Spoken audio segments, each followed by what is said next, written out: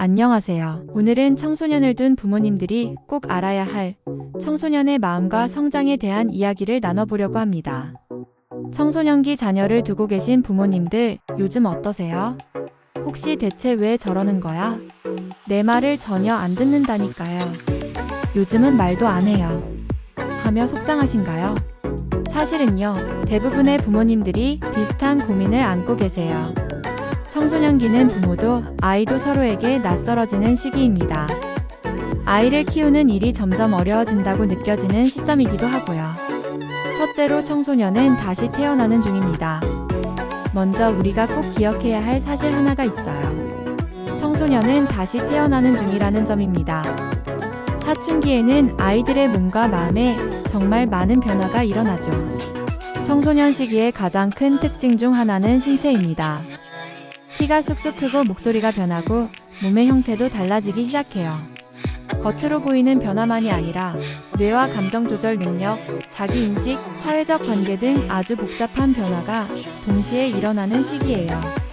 그래서 때로는 감정이 쉽게 폭발하기도 하고 말이 줄어들기도 하고 부모가 하는 모든 말에 반항처럼 보이는 반응을 보이기도 해요. 하지만 그것은 부모를 싫어해서가 아니라 내가 누구인지 찾고 있는 과정이라는 걸 먼저 이해해 주세요. 겉으로는 어디로 튈지 모르기 때문에 질풍노도의 시기라고 부르기도 합니다. 둘째로 나는 누구인가? 를 묻는 시기입니다. 사회심리발달론자인 에릭 에릭슨은 이 시기를 자아 정체성 확립의 시기라고 말합니다. 청소년은 그야말로 자아 정체성을 탐색하는 시기예요. 나는 누구지? 어떤 사람이 되고 싶지? 내가 좋아하는 건 뭘까? 나는 사랑받고 있나? 나는 친구들 사이에서 어떤 이미지일까?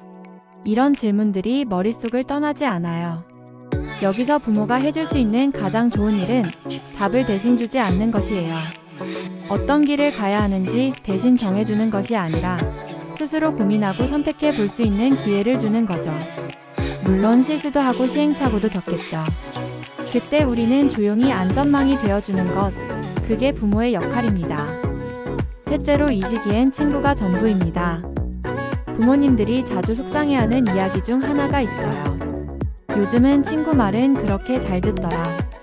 나는 말해도 귀에 들어가지도 않아요. 맞아요. 청소년기에는 친구가 전부예요.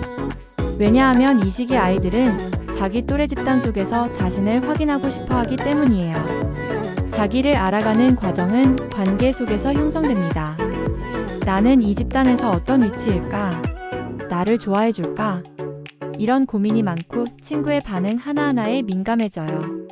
부모가 해줄 수 있는 일은 무시하거나 비교하는 것이 아니라 친구와 있으면 어떤 기분이 드는데?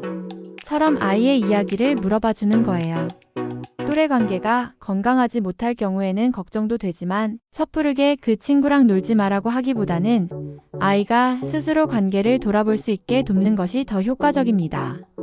네 번째로 청소년기의 감정 기복은 뇌 발달 때문이에요.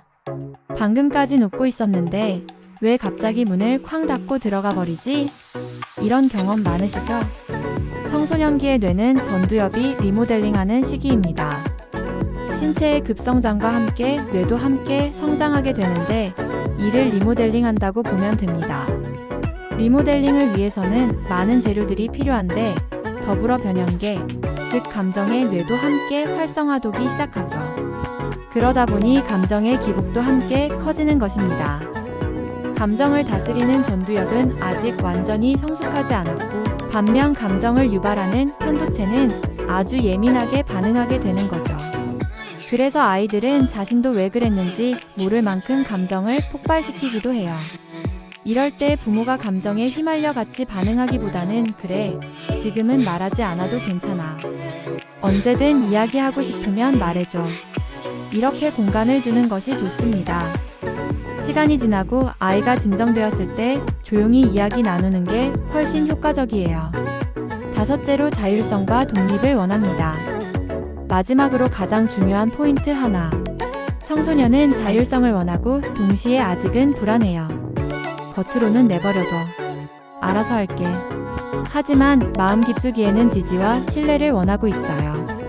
부모로서 너무 걱정이 되니까 이건 안 될 것 같아. 그건 하지 마 하며 통제하게 되죠. 하지만 아이는 그럴수록 내가 무능한가? 라는 생각을 하게 되고 자신감과 자존감에 상처를 입게 됩니다. 실패해도 괜찮아. 내가 선택한 거니까 끝까지 해보자 이런 메시지를 주면 아이는 자율성과 함께 책임감을 갖고 성장할 수 있어요. 부모는 자녀의 동반자이며 도움자가 돼야 합니다. 청소년기를 겪는 아이들은 생각보다 훨씬 더 복잡하고 치열한 성장의 여정을 걷고 있어요. 그 여정을 바로 옆에서 함께 걸어가 주는 사람, 그게 바로 우리 부모의 역할입니다. 때로는 멀리서 바라봐주고 때로는 가까이서 손을 잡아주고 언제나 아이가 돌아올 수 있는 든든한 집이 되어주세요. 아이를 완벽하게 이해하지 못해도 괜찮아요.